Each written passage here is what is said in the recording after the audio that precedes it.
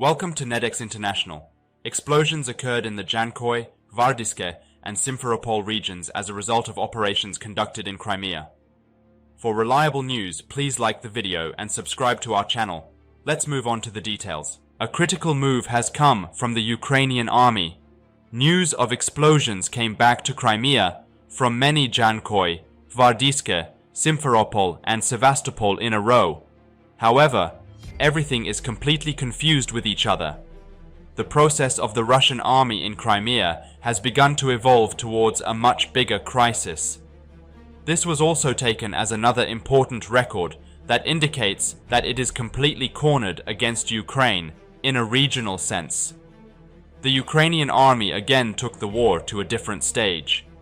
The Ukrainian army, which was focused on preventing Russia's attacks, has shifted to a completely different side, with many points temporarily occupied by the Russian army and regional crises.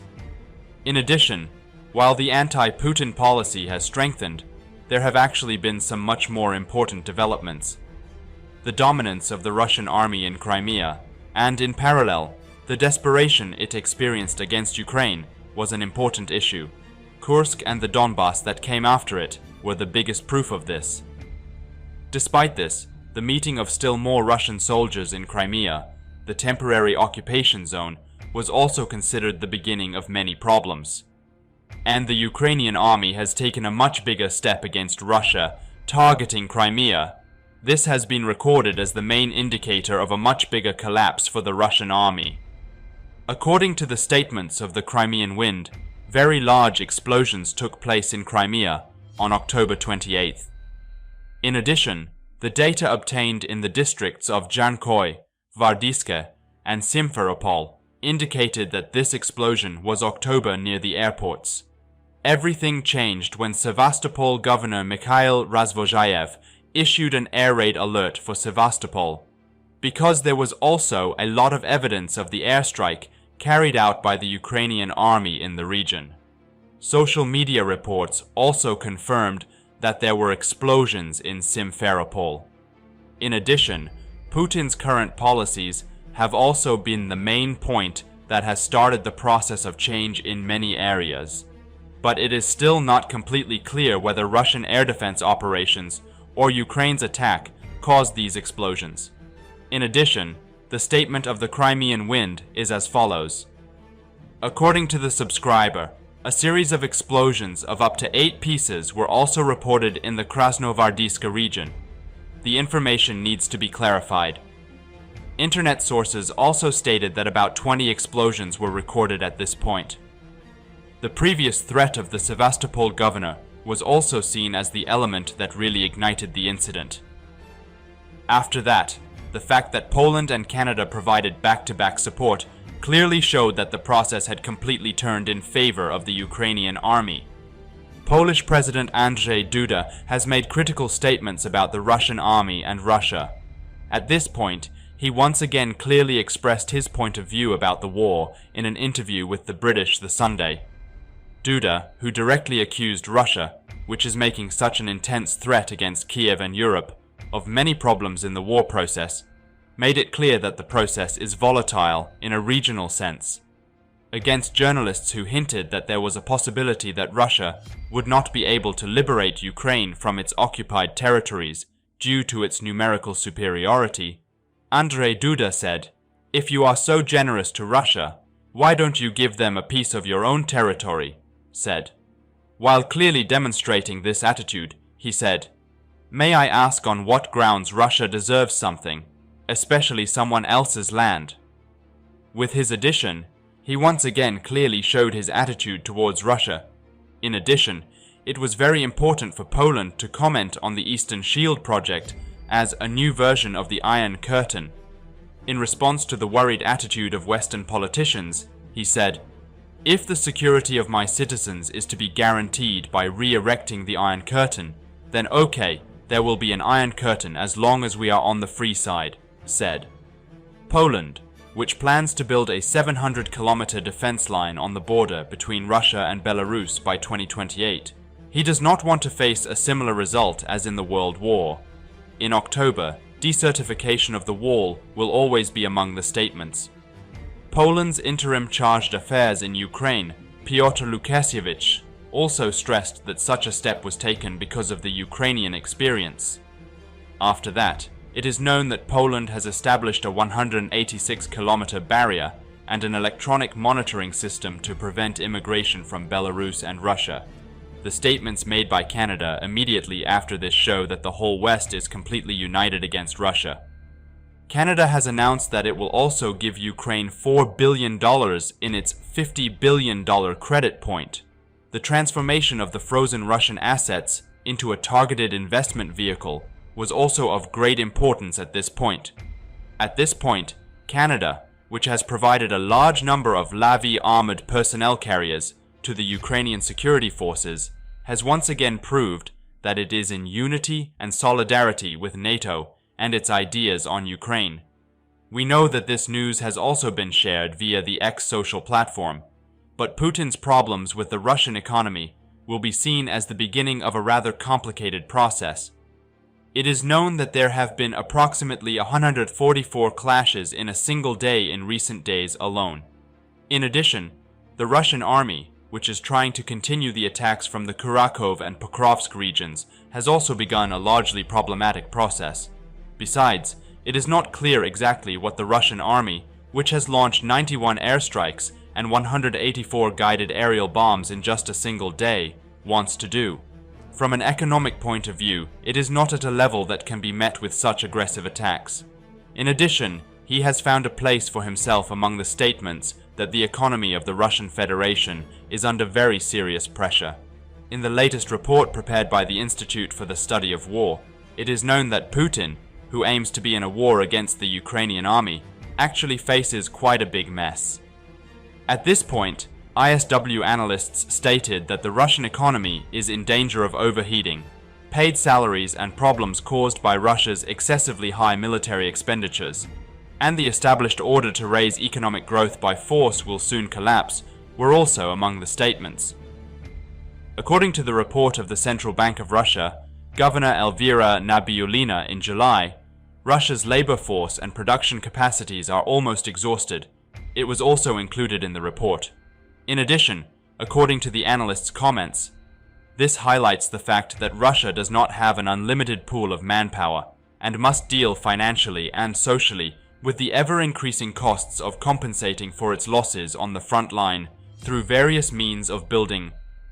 Besides, another claim of the analysts is also very important. Putin is likely to assess that calling another wave of partial mobilization or initiating a general mobilization would be too costly for his regime, and therefore resort to mobilization efforts, which are increasingly putting a burden on the Russian war economy.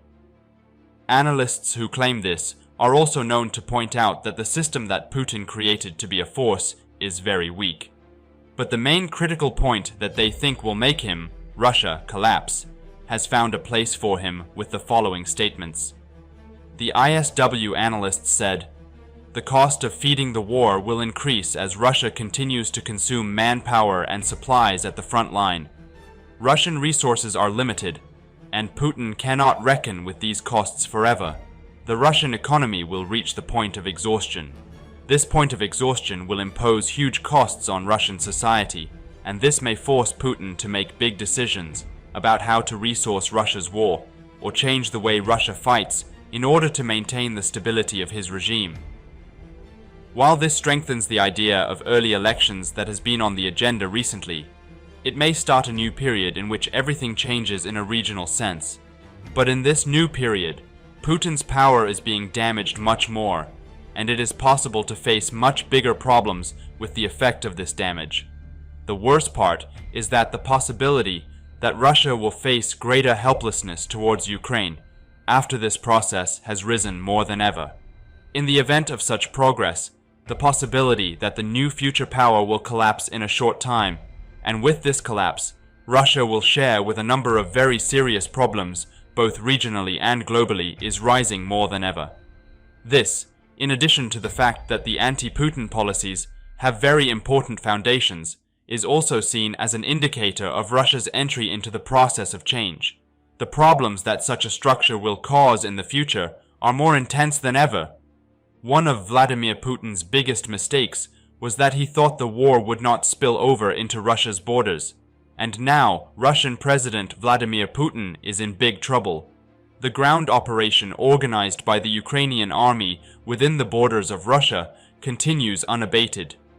Ukrainian forces have signed another operation in the Kursk Oblast, which is located within the borders of Russia. The 47th Mechanized Brigade, one of the most popular units of Ukraine, has completely captured the Russian positions in the Kursk region. This advance of the Ukrainian army has led to a red alert being issued in the Kremlin. Ukrainian forces, which launched a ground operation inside the Russian borders last August and advanced over the Kursk Oblast, are still continuing this progress. If it had been said in the first months of the war that the Ukrainian army would conduct a ground operation inside the borders of Russia, no one would have believed it. It was thought that with the weapons and military equipment owned by the Russian army inventory, Russia would quickly win this war on Ukrainian territory. At that time, Ukraine's lack of sufficient air defense systems, lack of long-range missile systems, and the fact that important weapons such as tanks and fighter jets were outdated, technology led to the assumption that Russia would successfully complete this invasion. However, later in the war, the US and Western countries organized military shipments to Ukraine and redesigned the Ukrainian army inventory from the beginning, which allowed the Ukrainian army to become much stronger. The weapons and equipment now in the Ukrainian army inventory were much more advanced compared to Russia. Ukraine's possession of unmanned combat aircraft, long-range ATACMS missiles, Abrams tanks, Patriot air defense systems, and many other weapons and equipment has given the Ukrainian army great self-confidence. It was precisely from this point that the Ukrainian army realized that they could now conduct operations inside the borders of Russia. Ukraine, which previously conducted air operations over Russia's Belgorod Oblast, had carried out airstrikes against Russian headquarters there. In addition, pro-Ukrainian soldiers of the Russian Legion of Freedom and pro-Ukrainian Chechen volunteer soldiers had conducted operations on the territory of Belgorod and Kursk. Now we are witnessing the operations of the Ukrainian army in the Kursk region. The 47th Mechanized Brigade, one of the most popular brigades in Ukraine, and continuing its operations within the borders of Russia, has captured its new positions in the Kursk region. The brigade's press service published a video image from the Telegram channel. Soon after, news agencies began to provide detailed information about this operation organized by the Ukrainian army. Troops of the 47th Mechanized Brigade have made a new breakthrough in the Kursk region of Ukraine, located on the Russian border, in order to support the defense forces operating within the borders of Russia. American M1A1 Abrams main battle tanks and M2A1 Bradley infantry fighting vehicles, which Ukraine procured from the United States, were also used in this operation.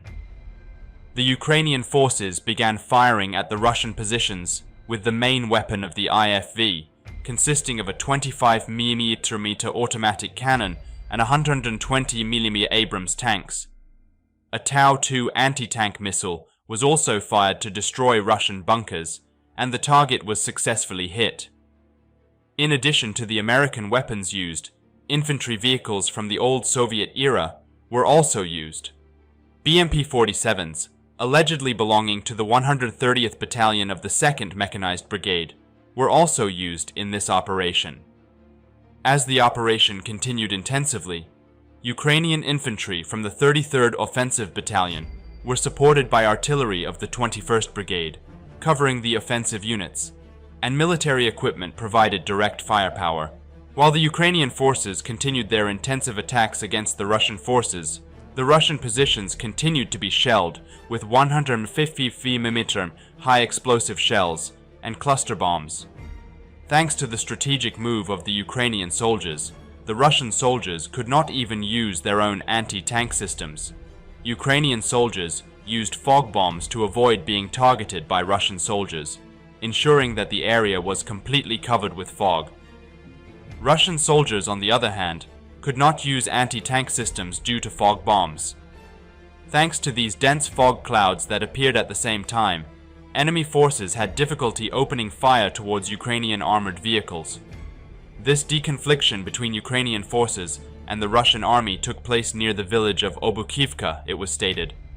This news, published in Militarny, became the subject of the agenda in a short time. Earlier, Militarny stated that Ukrainian forces also reported destroying several BMP-3 and Akhmat armored vehicles in Kursk Oblast, and this happened in recent weeks. The news that the armed forces of Ukraine have destroyed several BMP-3 and Akhmat armored vehicles in an operation organized in the Kursk region has been announced in recent weeks. Again, with this operation organized by the soldiers of the 47th Separate Mechanized Brigade and the 103rd Separate Regional Defense Brigade, one of the BMP-3 infantry fighting vehicles was stopped by an attack aircraft from the Unmanned Systems Battalion of the Strike Drone Company. On the other hand, the Ukrainian 128th Brigade was announced to have repulsed the Russian attack in the Kurakhove region. This news, also in Militarny, stated that the soldiers of the 128th Mountain Offensive Brigade successfully repulsed a major Russian attack in the Kurakhove region. Russian forces, trying to the positions of the Ukrainian defense forces, were repulsed in the areas between Shakhtarsky and Novokranka. The Russian army had been conducting the offensive involving 40 units of military equipment, including tanks, infantry fighting vehicles, and trucks, for several days in order to maintain control over the area. It was reported that the occupation forces launched an attack against the Ukrainian forces stationed between Dechestivka and Zoloto-Envia.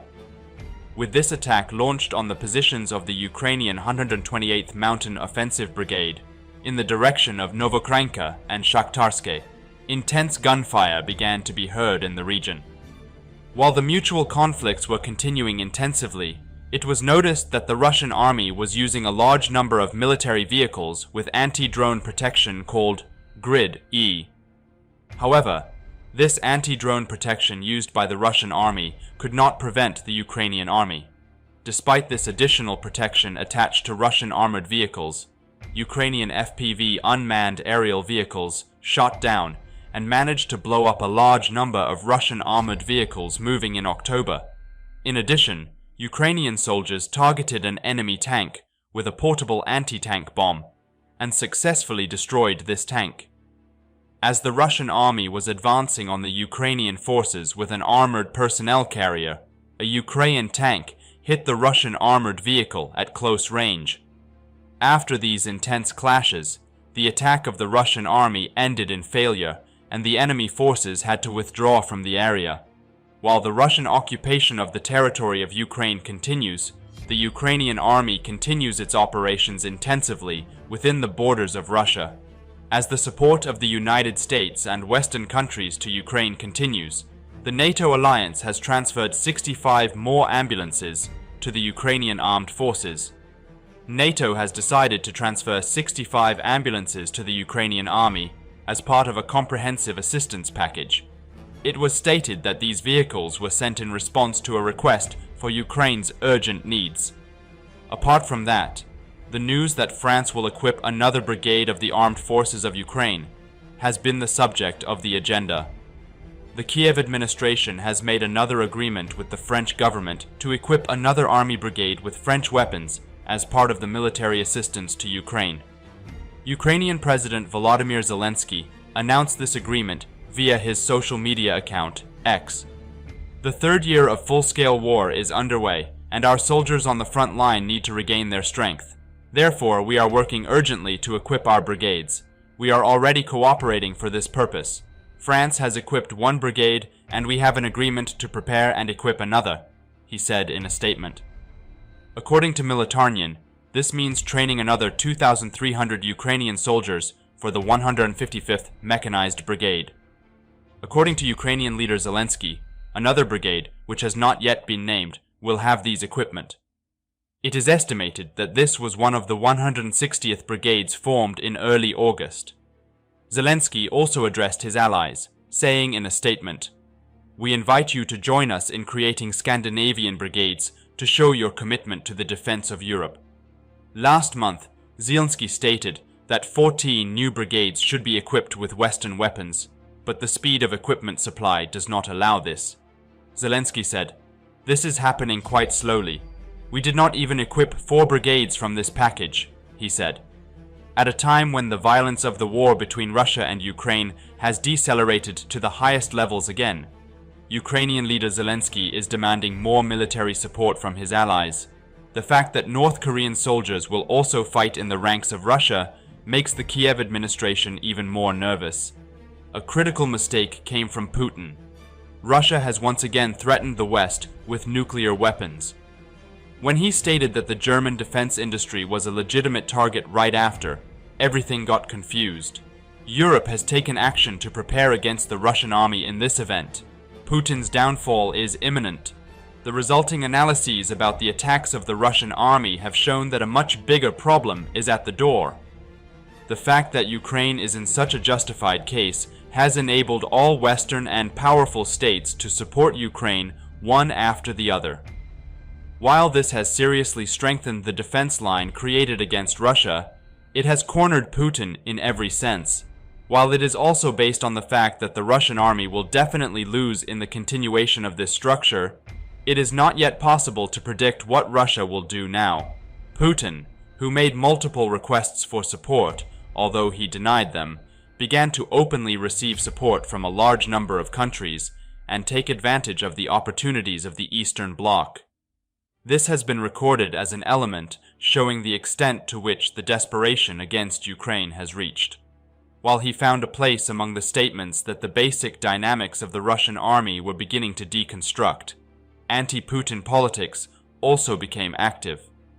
At this point, Russia's problems from a regional point of view would also come to a very serious place.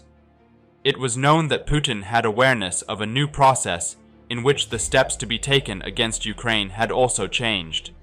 Because of this, the nuclear threat, which he sees as the only trump card in his hands, has also shown itself at this point.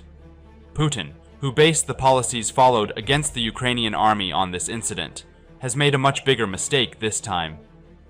According to the latest report by the American Institute for the Study of War, Putin is trying to prevent numerous countries from supporting Ukraine by directly threatening them with nuclear weapons. At this point, the Russian military exercises held on October 29th have a great importance at this point. Putin, as part of these exercises, the strategic deterrent forces took the following steps as a basis: Yars intercontinental missiles, submarine-launched Sindeka and Bulava ballistic missiles, as well as air-launched cruise missiles.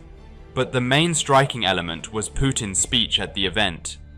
He explained that Russia's nuclear forces are the main issue that guarantees the country's sovereignty and security. He also stated that this is of great importance in the global balance of power. In addition, geopolitical tensions and most emerging new threats have also been eliminated in this way with nuclear weapons, which have put forward a modern deterrent force, he said.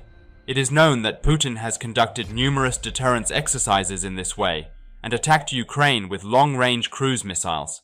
In addition, Putin is unveiling a new October statement aimed at changing the West's decision-making mechanisms as well.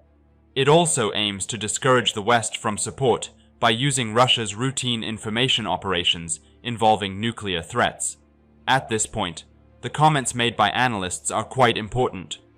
ISW continues to assess that Putin and other senior Russian officials are trying to use nuclear rhetoric and regular military exercises as a form of reflexive control in order to force Western decision-makers to reduce and deter their support for Ukraine, the analysts said, clearly indicating that the process will move towards a much more complicated point. In addition, according to Alexander Musienko, head of the Center for Military Legal Studies, Putin's main goal is to influence the Trump government with a nuclear deterrent. At this point, Russia, which predicts that support will decrease if the Republican side wins the upcoming elections, aims to influence the Republican electorate.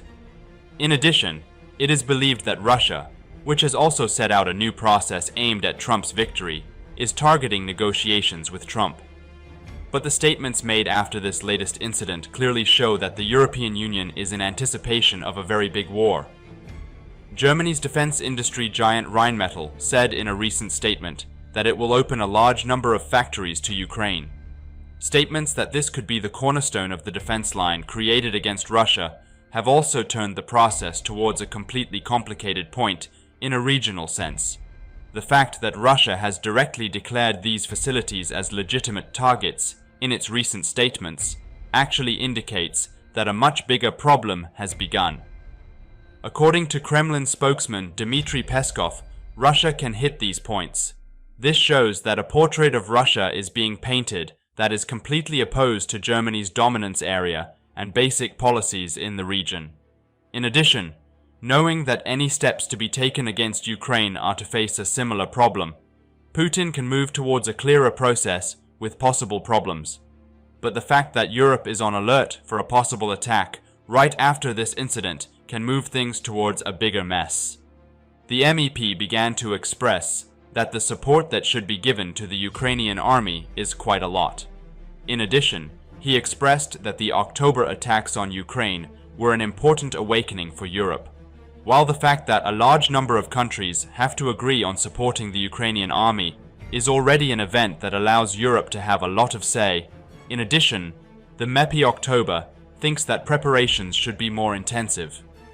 These statements belong to Andrius Kubilius, a member of the European Parliament, nominated for the post of Defense and Space Commissioner in the new European Commission. Our group, other political groups in the European Parliament and the European Commission, we all clearly understand that Europe is facing a significant geopolitical security crisis due to Russia's aggressive actions and the war of aggression against Ukraine. We have to respond to this. Since the beginning of the war, the European Union has taken important steps by awakening to provide military support to Ukraine. Europe must be ready to protect itself, was completed in the form of. In addition, Kubilius, who stated that war is inevitable in the future, added that he wants to unite EU member states against such a threat. At this point, it became clear how big a threat the Russian army is considered to be for Europe, while at the same time the possibility of triggering regional problems became more on the agenda than ever. When this war started, it was not an easy task for Europe and the EU to respond to it. For example, there were difficulties in fulfilling the commitment to deliver 1 million artillery shells to Ukraine. We have taken certain steps. We have increased our defense production, but more needs to be done because similar problems are experienced in other sectors of the defense industry. Therefore, my responsibility and portfolio will largely focus on addressing these issues. The attitude of Kubilius, who said, can largely be expressed as the beginning of an important transformation movement. As the military scenario against Russia is getting stronger and stronger, it has revealed how great the advantages that will be achieved at this point are. This allowed Germany to put the last point regionally. German Defense Minister Boris Pistorius has stated that Russia is moving towards a military economy and could be capable of attacking a NATO country within a few years. While this was seen as the basis of the defense line established against the Russian army, it would also form the basis of a greater crisis if the troubles experienced by the Russian army were added to it. The Russian army has recently started to increase its offensive speed, but the slow progress and positional difficulties have also created a big disadvantage for the Russian army. At this point, the continued pressure of the West and the increasing superiority that Ukraine has established directly against Russia would drag things towards a different process. The increase in the number of soldiers who are called anti-Putin was also related to this. The fact that Russia's problems with the process were brought up more and more every day, and that Putin was struggling with desperation without knowing what to do anymore, actually showed the inadequacy of the current policies of the Russian army. Besides, it is not yet known what Russia will do against the Ukrainian army, which now has to face much bigger problems. And this latest process, in which the new advantages that will be obtained for Putin are also locked in, may allow everything to change. This, in turn, allows Putin to directly confront all kinds of problems in the region, while at the same time it can lead to much bigger troubles. The renewal of such a structure in such a way as to take into account other advantages related to the process has also been recorded as the main event that can strengthen anti-Putin policies.